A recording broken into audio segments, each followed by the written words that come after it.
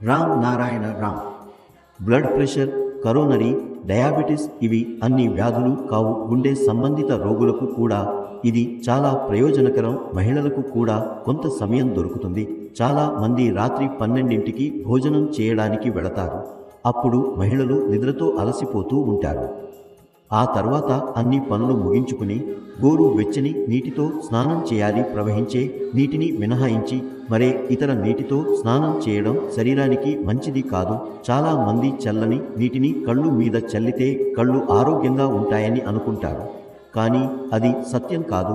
కళ్ళు గోరు వెచ్చని నీటితో కడిగితే మోతియాబిందు, కళ్ళలో మసక రాదు.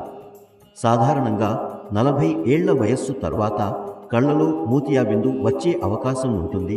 ఇది చల్లదనానికి కారణం. కళ్ళు ఎప్పుడూ గోరు వెచ్చని నీటితో కడిగితే ఈ వ్యాధిని నివారించవచ్చు. ఈ సాధారణ నియమాలను పాటించాలి. భోజనం తయారు చేసే సమయంలో దానిపై ఊదకూడదు. ఊదితే ఆహారంలో అనవసరమైన పదార్థాలు కలవవచ్చు. కేవలం జపం చేయడం, ధ్యానం చేయడం మాత్రమే ఆధ్యాత్మికత కాదు. ముందుగా బలమైన పునాది వేసుకోవాలి. సాంసారిక జీవితాన్ని సరిగ్గా కొనసాగించేందుకు ఈ నియమాలను పాటించడం అత్యంత అవసరం. ఏమి చేయాలో నిర్ణయించుకోవాలి. చేతులు, కాళ్ళు సబ్బుతో శుభ్రంగా కడగాలి. ఎక్కడా మురికి ఉండకూడదు. ఇల్లు, పరిసరాలు పరిశుభ్రంగా ఉంచుకోవాలి.